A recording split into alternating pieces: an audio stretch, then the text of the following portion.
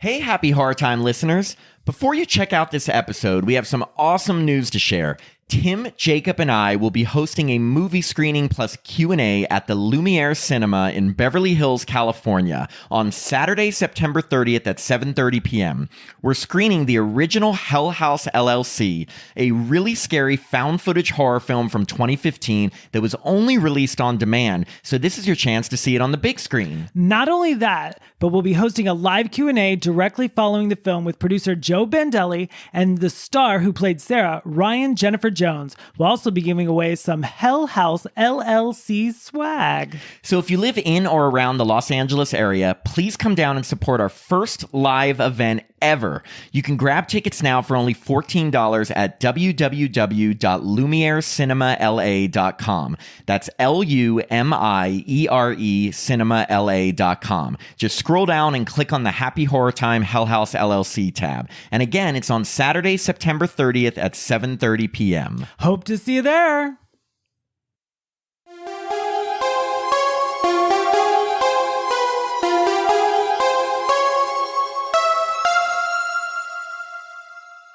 Hello and welcome to Happy Horror Time. My name's Tim Murdoch. And my name is Matt Emmert. Hi, Tim. Welcome to September. Isn't it interesting that we know each other, but we still say our last names? Well, I mean, we're not saying them for each other. We're saying them for the listener. Well, I want this to be a little more like a casual place. Hi, I'm Mr. Murdoch. Hi, I'm Mr. Emmert. Nice to meet you. Hashtag Tim Murdoch. Some people don't say their last names on like podcasts or things because they don't want people to find them. We want everyone to find us. Yeah. Tim's like, hey, my phone number is...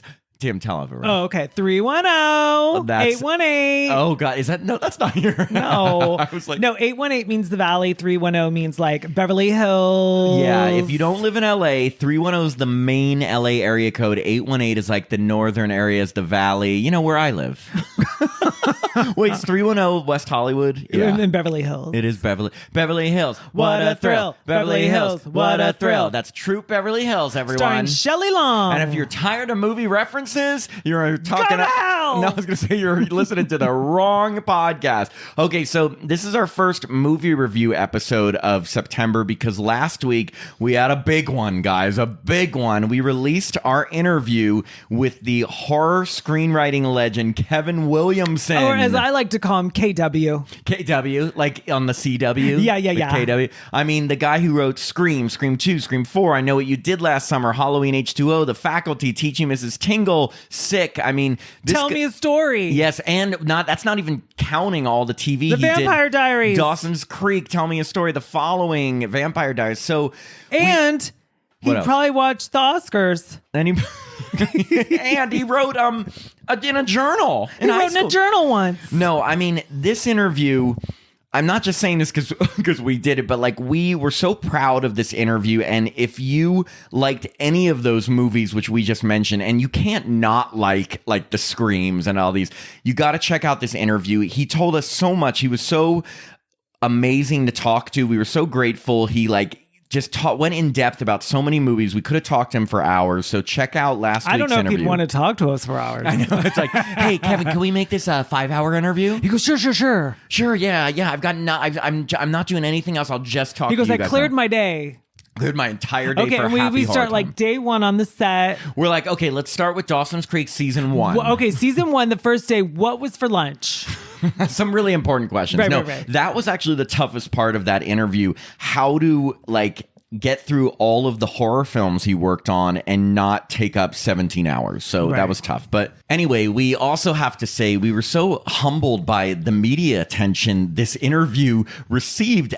We were mentioned, the Happy Horror Time podcast was mentioned in Variety, Entertainment Weekly, People Magazine, The Hollywood Reporter, Deadline, Collider, MovieWeb, Joe Blow, Jared.com. Just Jared. No, was it just Jared? Just Jared. I think Jared does diamonds. But maybe they wanted to mention it too. No, but it was insanity for us, but we were so grateful. I am so grateful. Yeah, these publications mentioned Kevin Williamson, of course, and certain quotes that he made in the interview, and then they mentioned on the Happy Horror Time podcast and linked to us.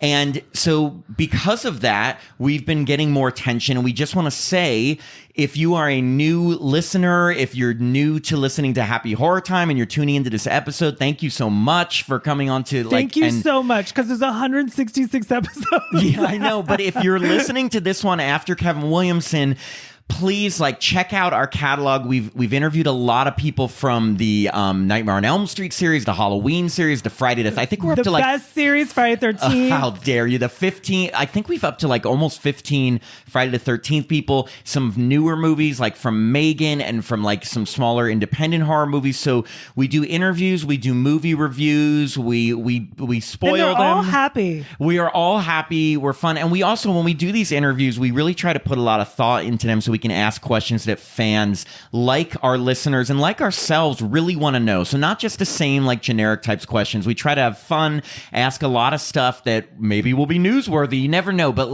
we are just so happy with the attention that we've gotten and that Kevin Williamson's gotten and the podcast has gotten. So thank you if you're new, and hopefully you'll stay with us. Another thing that happened last week was it was Jacob's birthday, our lovely producer. Yay, he's still young. Yeah, Jacob is way younger than us. Jacob is just turned 35. I'm 43 and Tim's 40 sexy. That's true. I am 40 sexy. 46 sexy. Thank you for calling me that, because I'm very insecure in all compliments. My love language is compliments. Well, my love language is being mean to me. Okay. You shut up. Oh my God, Tim, you love me. Wait, it just hit me that you're more than a decade older than my boyfriend. Oh, wow. I know. That's why when I guess I never, because we hang out and do the podcast together. He's mature so young adult, whereas I am a mature old adult. Well, I feel like Jacob doesn't get the credit that he deserves because you don't hear him every week, but he's involved with every single episode. He edits the episodes. He helps us come up with the movies we're going to talk about. He looks over everything we do. Writes the newsletter. He writes our monthly newsletter, which patrons get if you sign up to be a patron. He's really, really involved in the podcast. It's a 3-person effort. So, happy last week birthday to Jacob. But we are hiring for 500 people, but no pay. Yeah. Oh, yes. We're hiring. We need 500 assistants. Yeah. The perk is you get to hang with Tim, Jacob, and I. Right. And I need stuff done massage, tickle my feet. Yeah. Tim also, in Tim's job posting, you have to be a really hot, muscular 25 to 35-year-old gay guy. You're who's making single. me sound so shallow. You said it, I didn't. Actually, you did say it. Oh wait, I did say it. Yeah, we are not hiring, but I wish we could get to a point where we were. Can you imagine? Well, do you know on one of the Housewives episode? No, it's the whole season. There's a housewife that has interns and she does not pay them. Really? Yeah. Are they just oh my God, I'm going to get so many followers from doing this? I don't know if it's, I don't think they're influencers. I don't think they're looking for followers. I think, and they don't even get much screen time. So I don't know what the appeal is. Wow. Yeah. Okay. Well, I think if we ever had an intern, first off, we'd pay them. And secondly, they'd probably do all our social media because, we need help. No, I think we do okay. We even branched off to TikTok. Tim's been doing us on the TikTok. I love TikTok, but I'm addicted to it. So do you ever go TikTok? I go TikTok, get up TikTok. No, it's TikTok. You don't stop. Do the. Oh, that was before my time. Oh yeah, really? Yeah. Okay, yeah. And then By the way, did you ever see that 90210 episode where Kelly does meet that group? I think they're a one-hit wonder. Is it no wait? Ooh, I wanna sex you up. Oh yeah. Oh my God! Why am I want to sex you up? Color me bad. Okay, Color me bad. Okay, so Kelly accidentally meets them and then she goes back down to Donna and Brenda. I'm probably and she's messing like, up. I want to sex you up. No, I'm probably messing up this story completely. I'm sure you are. Go on. This was my big takeaway from what I'm about to tell you. She goes, yeah, they're really nice guys. Yeah, color me bad. They're so nice. Yeah, but so nice. But her it doesn't help that I'm a beautiful blonde girl from Beverly Hills. They're going to be horrible to her. Yeah, I know. She's beautiful and young and blonde, of course. Right. 90210. I love Kelly Taylor. Yeah. Jenny Garth. I love the old Beverly Hills 90210. Are you kidding? I've enjoyed the 2009. I enjoyed that for the first couple seasons. Did you watch the one and only rebooted season of Melrose Place? Yes, the I one loved it. season. I know. Loved It it. actually was, there's like a murder mystery, but they There was killed a lot Sydney in going the on. first episode, spoiler alert, so that wasn't cool. I think she's married to Doug Savant. Yes. You mean Matt isn't gay from Gay Melrose Matt Place? Fielding? Yeah. That's funny. And then Tim also 2 weeks ago went to Vegas with his family. Oh yeah, that was fun. But Tim, tell us about it. Okay, long story short, my parents love to gamble from 9 a.m. to 9:45 p.m. That's a full-time job. So Actually, that's more than a full-time job. No, I tried to keep up with them. I lost a lot of money, and I laid out by the pool at New York, New York. Yes, New York, but you didn't go on the roller coaster. I didn't because that's stupid. Did you? I used to love that roller coaster. No, but I saw Mad Apple. It's called Mad Apple Cirque du Soleil, which I'm not big on Cirque du Soleil, but the guy that hosted it, a comedian from America's Got Talent, was brilliant. And his name, I can't. Wait, did you say Cirque du Soleil? I said Cirque du Soleil. And why haven't they done a parody of Cirque du Soleil called Cirque du Soleil yet? I'm putting that out there. You just gave it out to someone. I just gave. Good Here's job. a gift. Here's a gift, comedians. Make it happen. You know, our demographic, I'm looking here. Oh, comedians. It's all comedians that are about to start new shows in Vegas. Wow. No, well, hey, look, you got to lay out by a pool. You got to lose money. I got to lose money, but I got to see my parents. Isn't it funny that people go to Vegas so they can lose their money? I mean, nobody sets out for that, but hey, I went to Vegas for Kelly Clarkson, as everyone knows, and I lost money too. Right. Well, as my mom always says, these hotels don't build themselves. It's true. And the only way you come out of gambling winning is if you stop at the right time. And that's the toughest thing to do because you never win at the best time to stop. It's either right at the beginning and you're like, I want to keep gambling. Yeah, I mean, let's say you put in $20 and then you get $400. What are you going to do? Just stop? Well, I mean, I get what I would probably do is put aside some of it, and then as I do like a financial plan.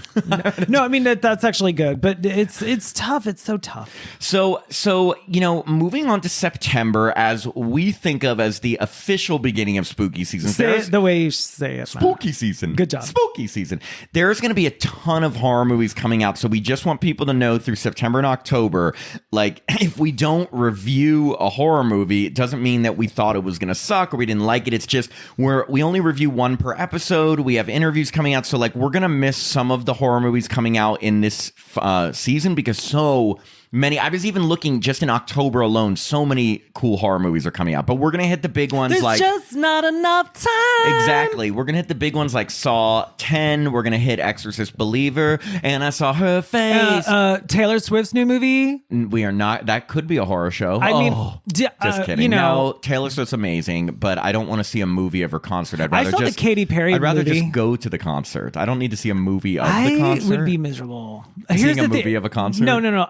That'd actually be okay. No.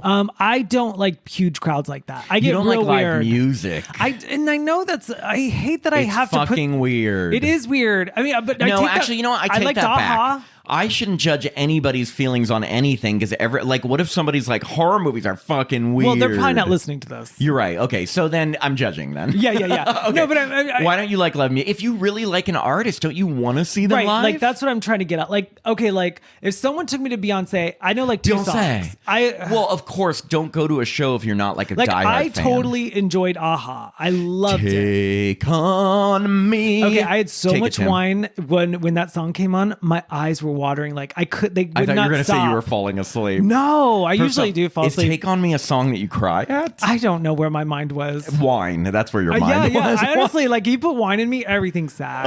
Okay, but moving on to the movie, this was a last minute switcheroo for us because we had planned to talk about a certain movie for this episode, but then there was a movie that hit Netflix a couple weeks ago that got a lot of hype in like a way where we were like, sometimes when a movie's getting hype, we're hearing about it from people, we're seeing it talked about online, we're like, we have to see it and maybe we should talk about it. And so we switched to talk about the movie Killer Book Club on Netflix.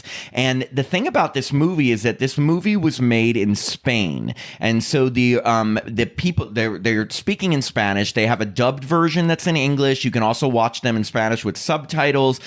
So any way you want to watch it. But it is, I hadn't heard about it before it came out, and then suddenly I was hearing people talking about it because everybody was like, oh my God, it's like Scream and I Know What You Did Last Summer. And at first I was like, I think there's other elements. There's like Scream, There's I Know You Did Last Summer.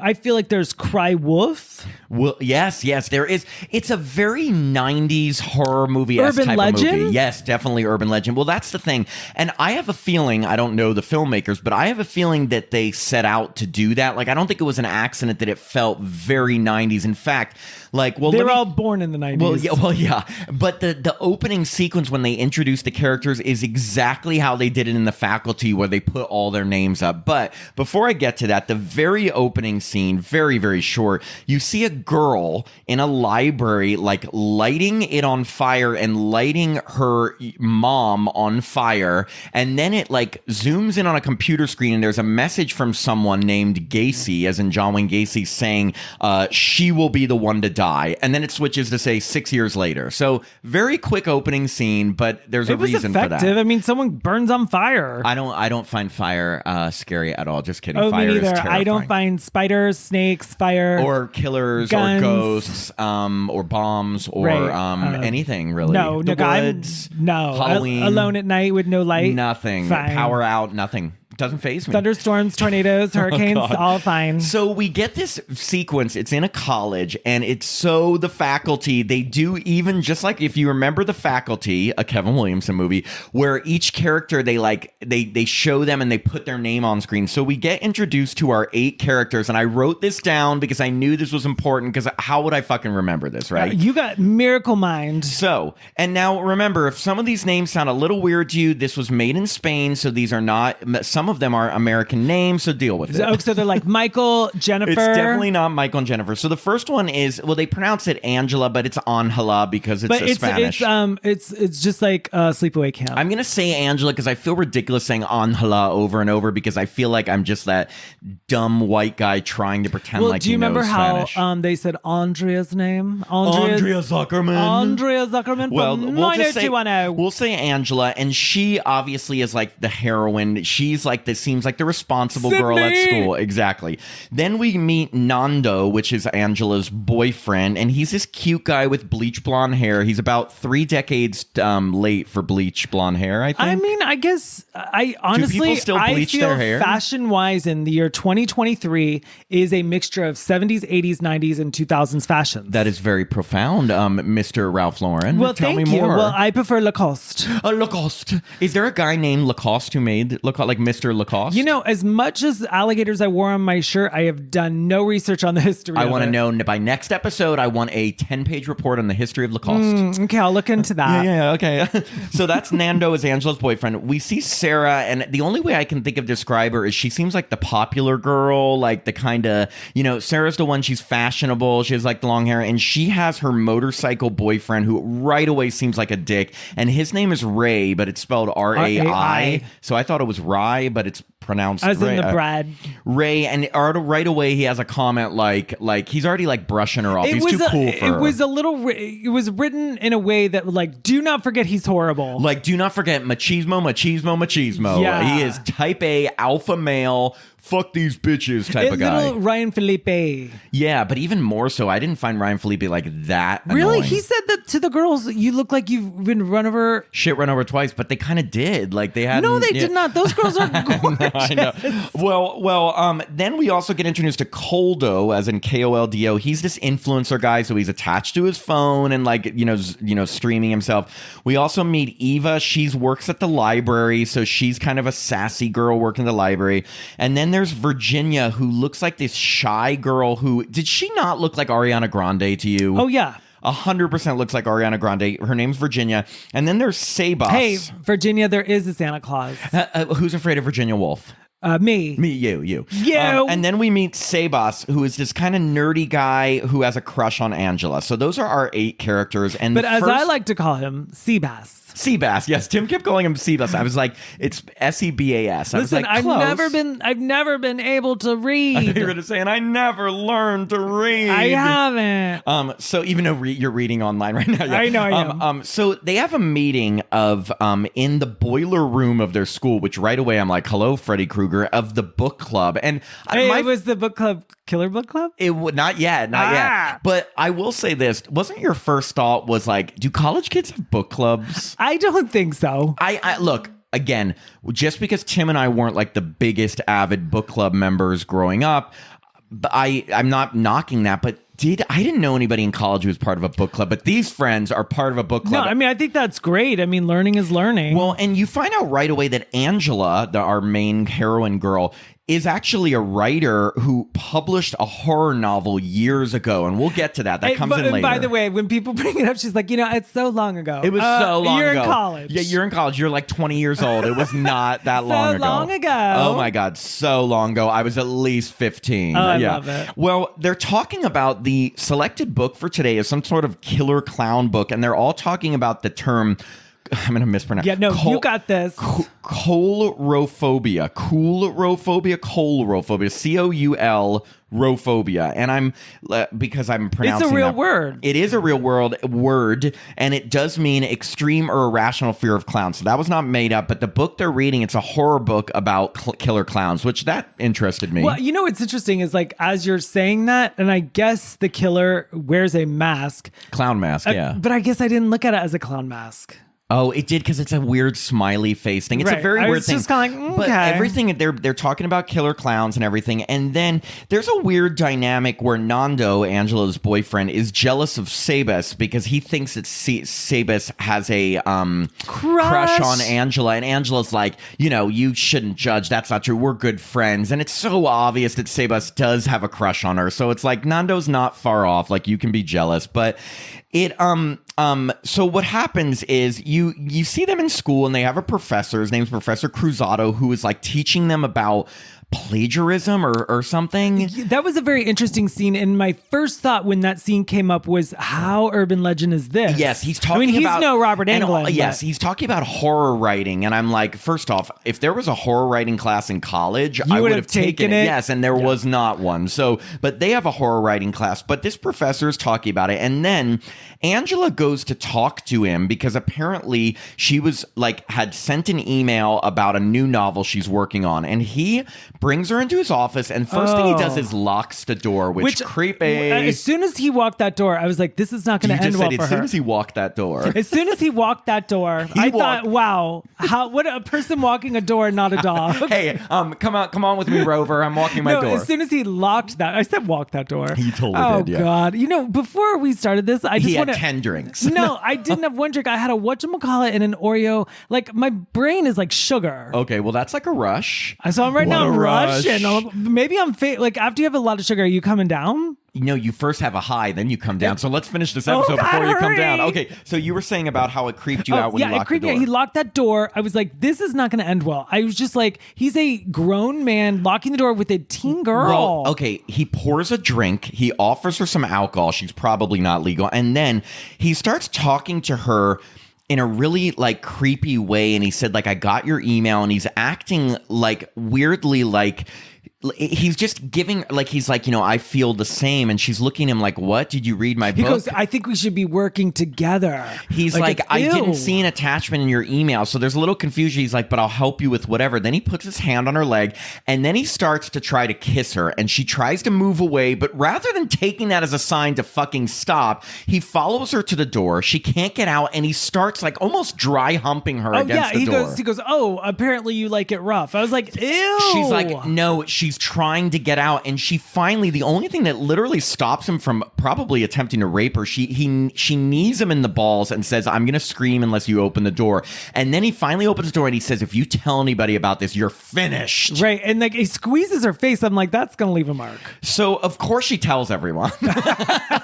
She tells everyone in the book. Well, actually, no, she doesn't. She tells Sebas and Nando, and Sebas starts telling everyone in the book club, and they all start chatting with each other and like, we need to teach this guy a lesson. Yes, which I was happy that this guy was going to get his comeuppance. Of course, but they decide, hey, what's on theme for our book club? We're reading this book on killer clowns. Let's all get killer clown costumes and scare the shit out of him. So right away... The planning is very well. They all get the masks. Oh my God. And it's a creepy costume, which is great. It's this big mask that, like Tim said, it doesn't automatically look like a clown. It's like a winky face emoji. You kind of have one in your house. What? The one like above all your little figurines. Oh, that's a Jack from Jack in the Box mask. That's what it reminded me of. That's so funny. I work in advertising. One of our clients is Jack in the Box, so I have this big Jack head. That's funny that you thought. I guess it does a little bit. So I kept looking over. I was like, Matt's the killer. I am the killer. Yeah. So basically, they all decide they're going to play a prank on him, but the one person they don't want to include is Virginia, the Ariana Grande shy girl, because they think she'll snitch. And she's no fun. She's no fun. So they all show up at night when the professor's there by himself. Which, by the way,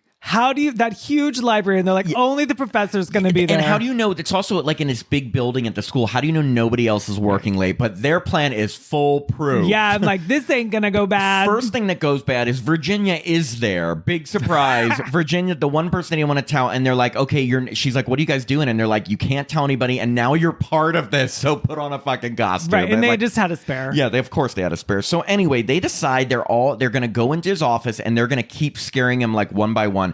So right away, they scare him. He's freaking out. He takes like a alcohol and throws it like a glass. Like, it's like I don't think they thought this through. I was like, no. What if he does fight back? Well, first off, they have weapons or fake weapons or something. So if someone's gonna fight back, so he starts running down the halls, and they're each stationed at different areas, jumping out at him. Well, finally, someone stationed at an area decides to hit him in the face, which I don't think they talked about doing that. They hit him in the face. He's up at the top of the stairs, and then he starts stumbling toward Angela. And then Angela starts freaking out because he's bleeding all over, and he goes over the railing and falls 3 stories to his death, where he gets impaled on a statue. Which, wow. I don't think they had that in mind, Tim. Right, what do you think? They were like, death? I think they were just going to scare him. So, of course, I know what you did last summer. A pact was made. In I know what you did last summer fashion. First they freak out. Then Angela, the heroine, says we should call the cops. But what did they all say, Tim? It's a pact to the grave. They do not call the cops. It'll be murder. We did this. Da, da, da, da. And they also are kind of blaming Angela because he fell over near her, but she didn't touch him. She was just freaking out because he was already hit in the face. Did her mask fall off? Her mask fell off. She couldn't put it on, but she was also freaking out. And I don't think what caused him falling over the railing was seeing her. I think because he got hit in the face and was bloody. You know? That was quite the smack to the face. Yeah.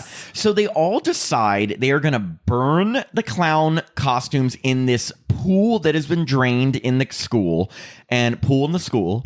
And they burn it, and they all decide, nobody better tell anyone. It's a pact to the grave. And it's very like the little kids from prom night. Oh, prom night. I know what you did last summer. And of course, what happens when you accidentally kill someone and make a pact, Tim? It's not going to end well. It's not going to end well. I was gonna say, yeah. Someone is going to know, and someone's going to hunt after you. And like any horror movie, that's what happens. So basically, the next day when they all go to school, everyone's talking about, but the good news is that they think it's a suicide, that because his wife was getting a divorce with him. Right. So they were like, oh, his wife just left him. So this tracks. Yes, but this has caused some tension between Angela and Nando, because Nando did not stick up with her when she said she wanted to go to the cops. So she's like, I don't want to talk to you, blah, blah, blah, blah. Everyone's talking about it. But and they also, this is when they're in class and they get the little things. Well, yes, they get a message in their group. Somebody, an anonymous person, sends a message called Chapter 1 of the Mad Clown. And I think aesthetically, when they get the message, if their faces turn from white to red. Oh, right? As they're looking at the phone. Yeah. Yes, that's correct. Good I don't word. use like that they're on the word aesthetic. No, the lighting is great, and it does have like whites and reds, and they see someone has written a chapter, like they're writing a book about what happened, and the person is not naming them, but it gives them all nicknames like the heroine, the emo, the simp, the librarian, the influencer. What would my name be? You would be sexy. Yeah, go the on. sexy. Yeah, yes, go on. exactly. The young, sexy. Right. Yeah. Tim Murdoch. Yeah. And what would my name be, Tim? Matt. I knew you were gonna say that, you fucker. Anyway, so in the chapter is detailing everything that happened, like that the professor was killed by these people, but again, they're not named, and they're all freaking out. They're like, where was this posted? They're like, don't worry, it's on this like fan fiction site no one looks at. Isn't but that someone weird is that you can read a them. book on your phone? It's called an ebook. Yeah, it's called a Kindle. Yeah. But someone is right. So they're freaking out. They're like, who saw what happened? Then they all are like, wait, what if it's one of us playing a trick on each other? And they're like, we wouldn't do that, blah, blah, blah, blah, blah. But anyway, in this chapter, it says that whoever wrote this is going to murder them one by one to make them pay for what they did. And they don't waste any time. They're like the first girl, right? Like, oh, almost. But first off, just to real quick, their reaction, like if I read this, right away go to the cops. Yeah, they never go to the cops. They never go to the cops because they're so scared of what they did, even though, they would probably get manslaughter. They can't get, but I mean, what they did cause the death, but they didn't like push him, but it'd be a fine line. Yeah. But now their lives are threatened. Of course, they don't go to the cops. So they do have one scene where Angela is going to take a shower, and she thinks she sees someone in the clown costume that they were in. With it's just a dream, right? It turns out to be a dream because the clown runs at her, and she starts screaming, and then someone comes out of the shower. And are you okay? Yeah. Now, how do you describe the weapon the killer has? It's like it looks like something you'd wear on a cave or climbing a mountain. Oh, like a pickaxe. A pickaxe. So it does look like a pickaxe, but it also looks almost like a hammer that has an axe on one side and a spear on the other. It's very weird. But so Angela's already seen the clown, but then the next thing right away, they don't waste too much time. They all get a message that says Chapter 2, The Death of the Brat. The Brat being Virginia, the young Ariana Grande girl who they thought was a snitch.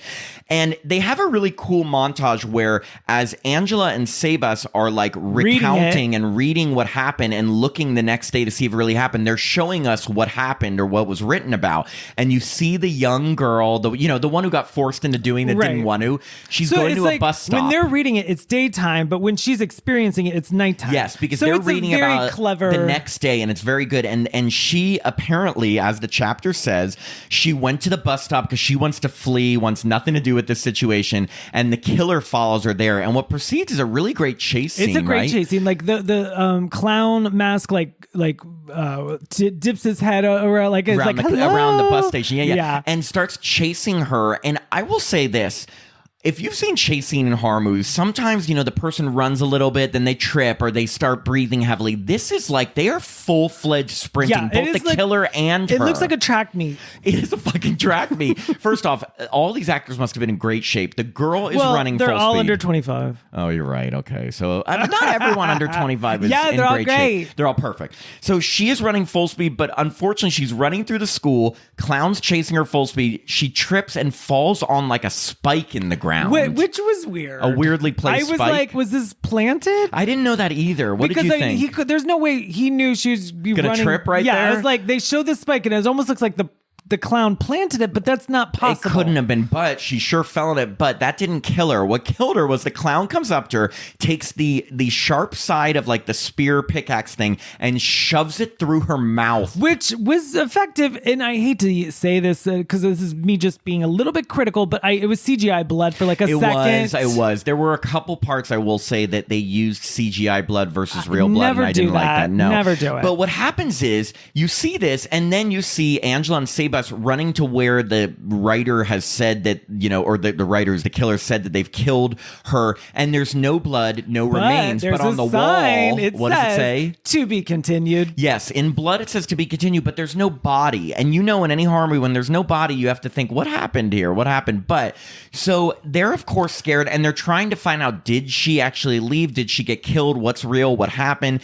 And of course they're all talking about it, and they all start accusing each other. Who's the clown? Who's the killer? What's happening? Blah, blah, blah, this blah. This is very reminiscent of I Know What You Did Last Summer when they all turned on each other. Yes, exactly. And so they also decide, the librarian girl, Eva, decides, hey, I bet we can figure out who's the clown. They probably have checked out a lot of horror books. Wow. For great idea. It's interesting. Like that was the way I checked out books like in elementary school. Yes, it was even though this movie takes place today because they have cell phones. It'd be by a computer. The way they check out library books in library is like writing your With name the on a stamp, card. with like the date. You're right. So, like, some old school stuff. Some old school stuff thrown into a beautiful new state-of-the-art building. There were choices made.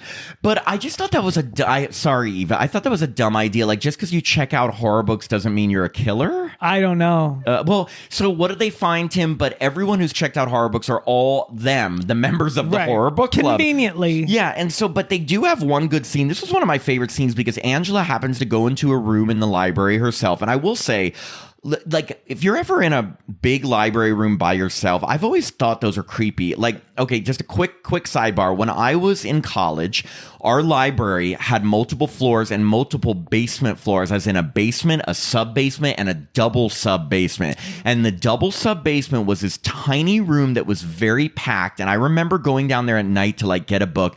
And I was scared. I was like, this is what horror movies are made of. Like, so she's in a room in the horror movies, and there is a scene that proceeds that is so much like Scream. She's getting messages from the killer, and the killer says that they're watching her, and she says, well, what am I doing? Very, like, Sydney did that. Neve Campbell did it in Scream. And what was she doing, Tim? She was pretending to pick her nose, but in this movie, she's just giving the finger. She flips off the cat, and nobody says anything, but then the clown shows up, and there's a big chase scene through the aisles of the library. Yeah. But then in another Scream scene, she runs into Nando, her boyfriend, who they're kind of on the outs. And he's like, what happened? What happened? She's like, the clown was chasing me. And then he drops a clown mask. Right. And it was like our movie, Come In. Yes, just like Come In. And she is like, of course they think Nando's the killer. And he's like, no, I found this. It was such a Billy Loomis and Scream It was scene. like, first off, there's no way you can hide that mask. It's huge. Yes, but he drops it. So of course everyone thinks that Nando is the killer, and they're like, get out of here. You know, you're the clown, whatever. He's like, I got to go work at the bar. And of course Sebas is so happy about this because this is bringing him closer to his crush, Angela. It's just a little crush. So there, and then Angela starts to share some info with Sebas that the site, the fanfic site that the killer is sharing these chapters on, was the same site that she shared her first novel on years ago called The Girl from Carrion. Right. But that's all we get at that point. Right. And there's another guy in the group that has like a radio show. What was his name? Like something with a K. Well, Coldo was the influencer. Coldo, Yeah. So he's bugging. He's bugging the whole time, but we get to a scene at the bar where the most bugging character is Ray, the machismo guy. He's ready to fight, ready to throw down. He sees Nando working at the bar, and he's like already ready to fight him, breaking shit. But we're very happy about this scene. He goes outside, and the clown shows up just as they're getting the chapter 2, which is called like chapter 3, the death of the wild man.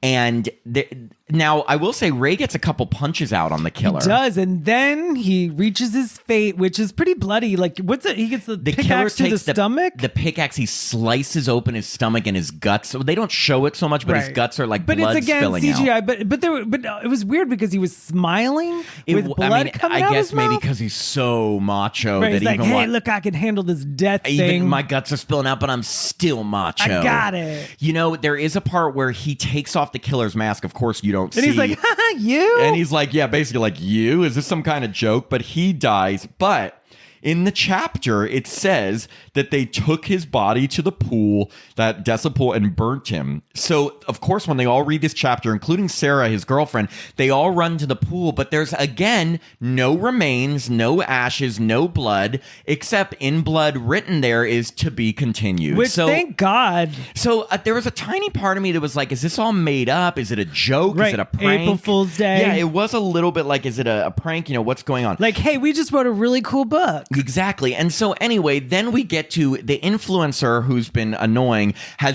starts talking on his channel about which I thought was chapters. So cold and so tacky. And he doesn't mention that it's him and his friends, but he says that somebody's writing a book about killing people, and he's like, let's all do a poll on who should die next. And they're all like, why would you do this? And in the poll, the person picked to die next is the heroine, aka Angela. Nobody knows it's Angela, but all of his friends are like, you fucking asshole, why would you like exploit this? But you know what influencers do, Tim? Exploit. They exploit, yeah. So finally we get some scenes between Angela and Sebas, and we get the full backstory of Angela. So what happens? She finally tells this great story about how she was talking to this girl online, and the girl online was sharing her story. Yes, her name was Alicia, and she Not told... Silverstone. Not Silverstone. And apparently Alicia had this horrible home life where her mom would force her to read a bunch of books and write about them, and if she didn't, she'd get beaten. So it's very like the movie Misery. yes, it is. And so Angela decided at her young age to steal this story, turn it into a novel, wrote it, and got, I guess, some fame off of this poor girl Alicia's Some story. accolades. Yeah, and so Alicia, when she found out her life was made into a book, of course went crazy, and that was the opening scene. She lit her own mom on fire, and Angela says that Alicia also died because she died in that fire. So Angela feels responsible, and she says that Alicia told her before she killed her mom and killed herself, you know, she'd get her back and write something that hurt her worse. And Sebas was like, but that's okay because she's dead, right? And she's like, yes, but maybe someone knows or something. But that's the backstory. Angela exploited this girl's life. Sebas is so happy that she's Well, as soon as Angela and Sebas are talking and they get closer, and Sebas is trying to comfort her, and then he says that he loves her, and next thing you know, they're fucking. It is like, it's so crazy. They're just take off their clothes and do it. And they show a little nudity, a little bit of the top of Sebas's butt. And they're humping. They're humping, but at the same time, now remember, Angela's boyfriend Nando, who she's kind of on the outs with apparently because she's he gets fucking... the next chapter. Well, Nando, while Angela and Sebas are fucking, Nando gets a message from the killer that says, if you want to save the heroine, come here. So of course, him being a good boyfriend goes... He drops everything at the bar. And it's at the School of Medicine. So we have a couple scenes that it's reminded like the movie us... Valentine. Opening scene of Valentine, because he goes into a room that has a bunch of dead bodies in body bags. Yeah, like and he's unzipping Katherine them. Hagel. Yes, one of them is the professor, so we get to see him again. But then the clown shows up and starts chasing him. And what's really funny is they're intermixing scenes of Angela and Sebas fucking with Nando, her boyfriend, being chased by the killer. And I thought it was very creative. it was. Well, he's able to knock the killer out, but then the killer picks up the pickaxe and you don't see what happens right as Angela has an orgasm. Right. I was like, that was very interesting choices. So I remember at this time, I felt bad about Nando because number one, he's being cheated on, and number two, I thought he got killed. Me too. I was like, gosh, not only is he going to get killed, but his girlfriend's cheating on him? Yes, right while he's getting killed. So right after Angela has sex with Sebas, she gets a chapter that says the death of like the heroine's boyfriend, and she freaks out, goes to the hospital where it says it's happened, but then we see that Nando's all right. He's got like 3 stitches. He's like a couple stitches in his head, and Angela's like, what happened? The killer wrote that they killed you. And he's like, no, I just fainted, after I knocked the killer out. And that was really suspect. It was very Scream. And then I was just like, are they setting us up because Nando's the killer, or are they purposely making him a red herring because he's not the killer? But whoever it was. I think Nando was a red herring from the get-go. The killer wanted it to look weird because nobody has been spared but Nando. So Nando's been spared. He's okay and everything. So then we switch back to that annoying influencer, Caldo, and he says that the writer of this killer clown book is going to be at this horror book fair and wants everyone to dress up as killer clowns, which is the dumbest move because they switched to the horror fair and now everyone's wearing the killer's costume. Right, which I thought was kind of clever, but... Didn't you know what it reminded me? I know we keep saying Scream this, listeners. 2? No, Scream 2 in the opening scene. I was thinking, I know what you did last summer when they're going through the parade and everyone's a fisherman. Yes. So there's both, really. Yes, they're walking through this horror book fair and everyone has this clown costume on, and then the killer sends them a message and says that they're live streaming them. So then what proceeds is very much a Scream 2 scene when they're on the college campus. When they're on the campus and they think that the killer's on the phone with Randy and they're just looking for anyone with a cell phone. Like, that's so weird. Right. So they're running around and like literally taking phones phones out of people's hands and smashing them. Yes, they think that the killer's live streaming them. So they're all running around and taking phones out of people. And then they smash this girl's phone. She gets the police over. And so to get away from the police, the character of Sarah was the machismo guy's girlfriend. She runs away into this like greenhouse building by huge, herself. But, it would have been more scary at night, but it still kind of worked during the day. It was good, but like what college has a greenhouse? I mean, a lot of colleges do. I guess if they have like an agriculture program, something. I don't know. I don't think our college did. But anyway. I'm sure it did somewhere. And when anybody is by themselves, the killer is following. So the killer is live streaming Sarah now. So they all know that the killer has found Sarah in this greenhouse room by herself. So what proceeds is another fucking full speed chase. I mean, track me. And then Angela is going to the greenhouse, and there's another scene reminiscent of Scream 2, like when Dewey's on the other side of the glass. Yes. And Gail's on the other side. Exactly. Angela runs. She gets to the front door of the greenhouse. She sees Sarah there, but it's locked, of course. And then the killer comes up from behind Sarah and spears her from the behind, and more CGI blood hits the wall. Right. And then she falls backwards, and now suddenly she's got majorly green eyes. And she falls into a fountain, and the spear literally goes all the way through her. She must have fallen with a lot of force. Yeah, I mean, I don't know if that's actually could happen. Yeah, and so right away, like, and to make matters worse, so now Sarah's dead. Like, Angela's all distraught. She runs back to the horror book fair to find her friends, and then she sees a clown running at her all bloody. She takes off the clown's mask. It's Coldo, the influencer. He's had his throat slit. Which, by the way, gross. Yes, there's a lot of blood. So now it's down to just Angela, her boyfriend Nando, Sebas, her friend who she fucked, and Ava the librarian. But Ava's a suspect because Ava shows up and she has the weapon. They're like, how do you have that? She's like, I found it. Everyone finds a weapon or finds a mask. Well, Angela's so distraught, she faints. And when she finally comes to, she gets a message from the killer that's a picture of Ava tied up and says, come alone or she dies. Now, you never come alone when that happens. Right, that's going to end well. But Angela tells Nando, I need to go. No one else can die because of me. This is all because of that story I wrote years ago. This is all my fault. I got to go there. So we go to what we know is going to be the climax. And yes, I just said climax, Tim. I'm mature enough. I can handle it. What do you think of the word climax? Tell me. Like, I think of Cinemax. Yeah. So she goes to the school. And right away, too late, Ava's already dying. Right. And then I thought, well, maybe she's like faking it. Yeah, Tim thought, is she faking it? Because right before Ava dies, she tries to tell Angela who the clown is. She's like, the clown is, and of course she dies. Right. Very so I was classic. like, and then, okay, I was like, okay, well then there's only a couple people left. There's only the two guys that she was fucking left. So she walks into the room and she sees Sebas tied up and she's like, oh my God, are you okay? And he's like, Nando's the clown. Nando's the killer. Nando comes in and says, no, Sebas is the clown. Sebas is the clown. It's one of those like from Scream. Where it's like, I have never referenced Scream so much. Well, because there's so many stories. Well, because it's like, remember when Randy and Stu are saying outside, he's the killer. Like, no. And then like he shoots them. And, yeah. Well, so, she thinks that like Nando's trying to say, no, it's Sebas. And so anyway, then out of nowhere, you find out that Sebas was never tied up. He pulls the ropes off. He runs up.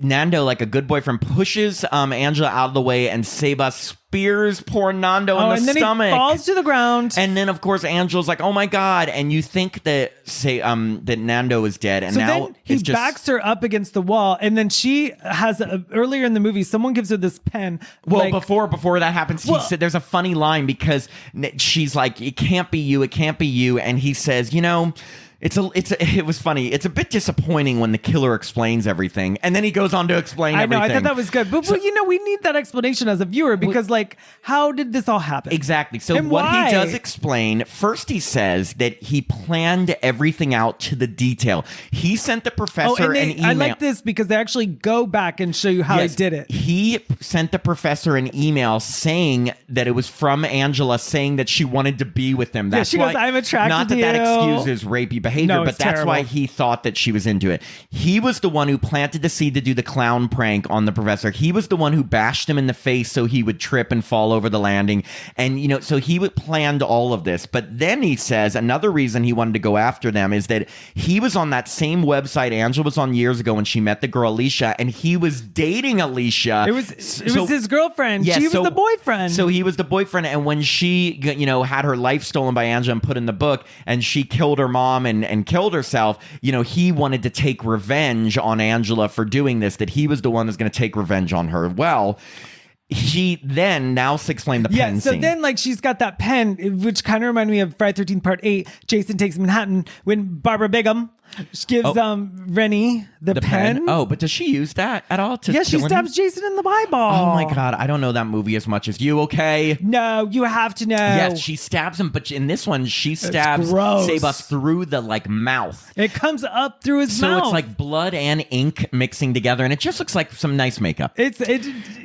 So okay, at this time, Angela's running, but oh wait, there's another killer. And thank God there was, because I was like, this guy couldn't have done all this. And it's a good reveal because the killer's in a clown mask, but it take their mask off, and it's Ariana Grande. You see Virginia from the opening scene, the young Ariana Grande one. You're like, what? And you find out her name isn't Virginia. She's Alicia, the one who's killed her mom in the beginning, whose life was stolen by Angela. She never died in that fire. That was all made up. She killed her mom, and then she and her boyfriend have been plotting this whole revenge on Angela. And I liked that. I will say, me too. If clever. It was just one killer and it was Sebas, I wouldn't have been that impressed. But like the backstory and having her actually alive and a second killer, that I liked. Me too. I was like, that's a good twist. So her name is actually Alicia, and she and Sebas are now laughing about how they're going to kill Angela. And explaining more and more and more. Of course, take time to explain. Don't just kill her. Take time to explain. They're backing her up into the same location where the teacher died. And all the while, Nando is not dead, and he's sneaking up on them, and Angela says... Is he holding a fax machine or something? In a very Sidney Prescott way, she's like, you forgot about something that you didn't account for in your book.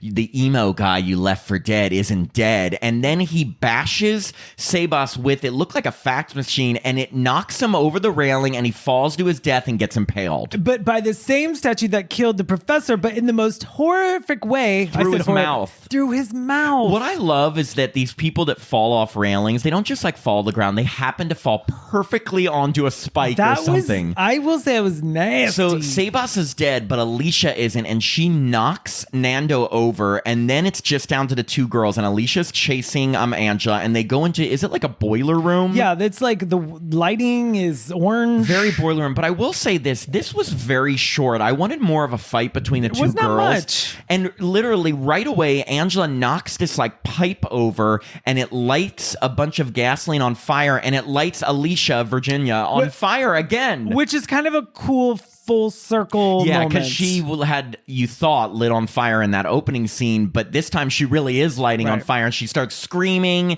Well, she burned her mother on fire, right? She lit her mother on fire, and you thought she died in that fire too, but she didn't. I guess it comes full circle. Hey, you're going to get burned. Exactly, but I wanted more. Didn't you want more of a fight between them before that happened? Well, I guess the fight was with the boyfriend. Yeah, well, so Nando's still alive, and she's so happy that he's still alive. She says, I love you to him, and all I was thinking at the time is, but you cheated on him with Sebas. I mean, yes, he was a killer, but he was also cuter. Well, I thought Nando was cuter. We're gonna have to fight Sebas or Nando. Here's the thing, Nando was always committed to her and never straight. No, even though stands for something. Well, it's just so funny. She says, "I love you," but like, what if he's like, "But how about when you fucked the killer before this happened?" Well, sometimes look past that because he was wearing 2 earrings. It's true. Tim did not like the earrings he was wearing. It just reminded me of like a golden girl. That didn't bother me as much as the bleach blonde hair. But I didn't mind we get a good ending scene because it switches to 1 year later. And of course, very screamish, both Nando and Angela are now in a class together, and they're talking about sequels.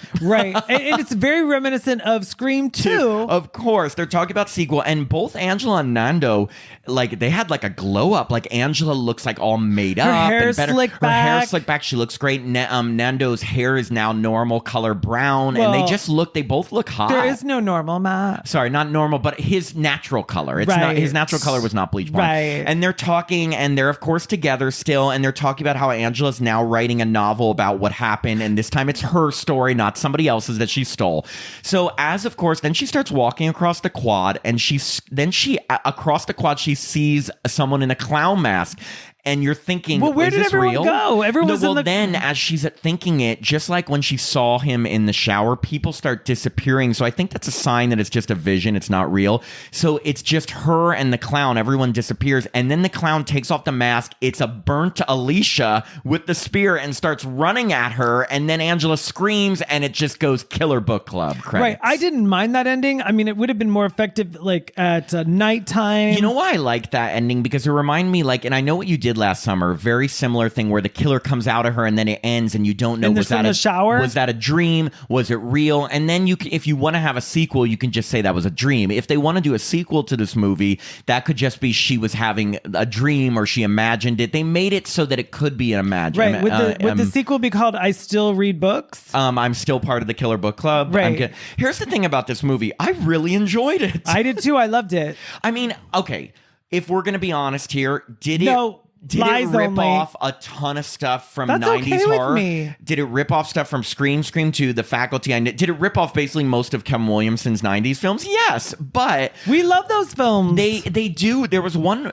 line in this movie that I thought meant a lot when they were talking about sequels and they said, well, you know, people just figure if it worked the first time, just regurgitate it, they'll like it again. Just give people what they want. And here's the thing. I don't have necessarily a problem with that. We like if 90s slashers. Well. If you want to take some points from it, do it a little differently, but, you know, do it. It's not so bad. Now, would Kevin Williamson be okay with this movie? Probably not, because they took a lot of what he did. Are you saying just because you interviewed Kevin Williamson, you can now talk for Kevin Williamson? We interviewed you know Kevin what I'm Williamson. saying? Yeah. No, I'm just saying that if I wrote those movies that it took from, I probably wouldn't be as happy about it. But as a fan of these movies, it's nice to see like another throwback to it. And this was definitely a throwback to 90s horror, you know? Yeah, no, I appreciated everything I was seeing on the screen. I thought all of the actors were great. I thought the director did a great job capturing I was never bored. It was fast paced.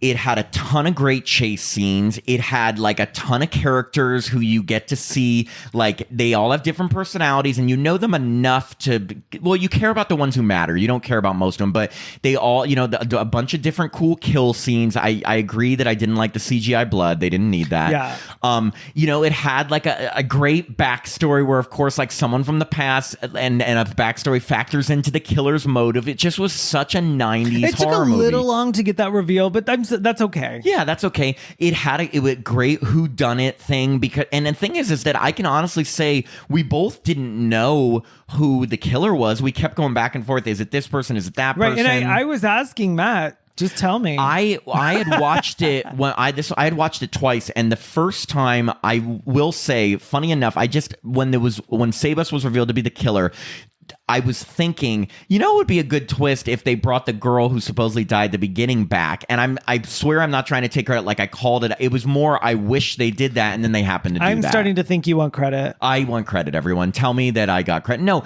but I wasn't able to pick. I didn't really know who was the killer and why. I didn't know her it was the girl from the beginning's boyfriend. I didn't quite understand that.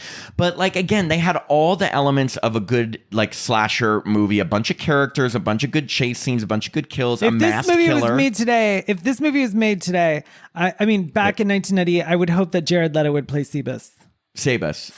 Who would play Nando? Skeet Ulrich. And who would play Angela? Neve Campbell. God, absolutely. And Jennifer Love Hewitt would be the Ariana Grande girl who became the killer. Yeah. I think, I mean, again, and why I think maybe this movie didn't feel as much like a ripoff as it because was Scream, and I know you did last summer, all those movies as popular in Spain as they were here? I don't know. You know, it could just be that director was like, hey, I grew up watching these films. I'm going to make my own. It totally could, and I don't fault that at all. Like, it's funny, a lot of the criticism that I've seen, and there's been a lot of mixed reviews. Some people love it, some people don't, but a lot of criticism, it's a blatant ripoff. Well, okay, but so everything's a ripoff of something, yeah, right? Oh my gosh, Halloween ripped off everything. Don't you No one dare. cares about that film. No, everything ripped off Halloween. No, not Friday 13th. You know what ripped off Halloween? Friday the 13th. No. Never. And even Scream 2, like, Kevin Williamson, since we're mentioning him, has admitted that he wanted Mrs. Loomis to be a killer, like an homage to Mrs. Voorhees. You know? Look at his movie Sick. I mean, Sick. Yeah. Well, what do you mean?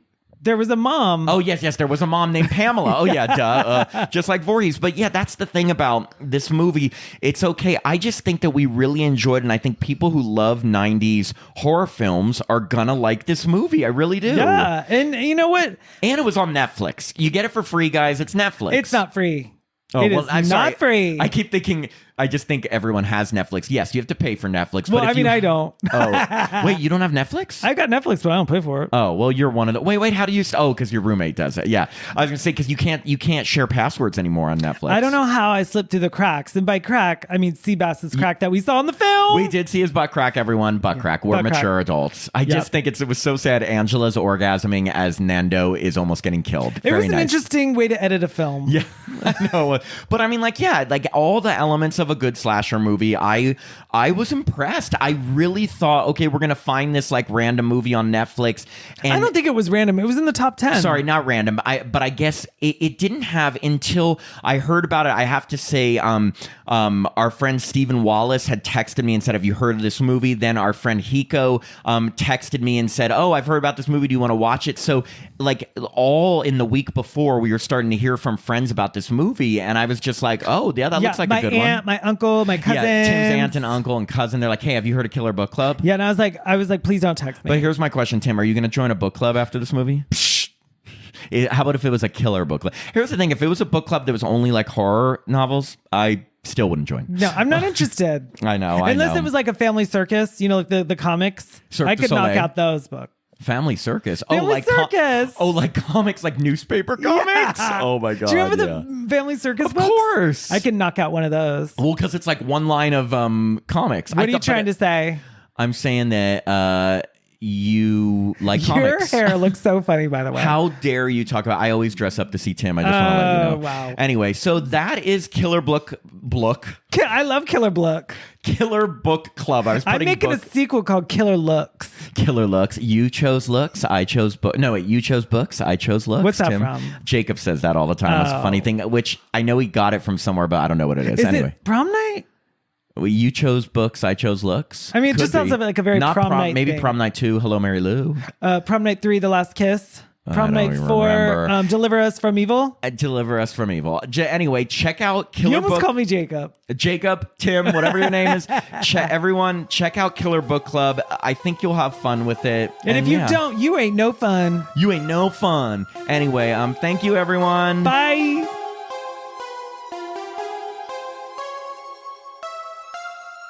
We hope you enjoyed this episode of Happy Horror Time. This podcast is hosted by Tim Murdoch and myself, Matt Emmer. It's produced by Jacob Randall. You can listen to the podcast directly on our website, happyhorrortime.com, or Apple Podcasts, Spotify, Pandora, or wherever you stream podcasts. We release new episodes every Monday. The first Monday of the month is always an interview with a horror star, and every other week we review a new horror film. Now, our reviews do contain spoilers, but you can check out our Facebook, Instagram, and Twitter/X social pages the Friday before release day to find out the movie we'll be discussing. If you'd like to contact us, you can send an email to happyhorrortime@gmail.com. And if you'd like to support the podcast, please sign up to be a patron at www.patreon.com/happyhorrortime. Patrons get access to our monthly bonus episodes, Yeah. all our regular episodes ad-free and a day early, our monthly newsletter, the ability to vote in our polls, and, Tim, are you ready for this? Autographed Happy Horror Time stickers. I'm Tim Murdoch. And I'm Matt Emmert, and we hope you have a happy horror time.